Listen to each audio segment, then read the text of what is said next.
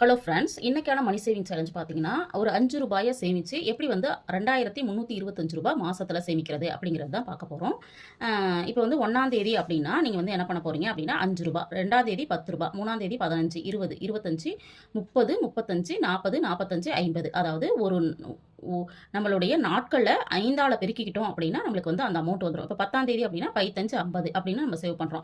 முதல் 10 நாள் வந்து ரூ. 275 சேமிக்கிறோம். அடுத்த 10 நாள் எப்படி சேமிக்கணும் அப்படின்னா, இப்போ ஏற்கனவே நம்ம வந்து ரூ. 50 சேமிச்சிருக்கோமா, அடுத்தது 11வது நாள் 55, 60, 65, 70, 75, 80, 85, 90, 95, 100, 20 × 5 100.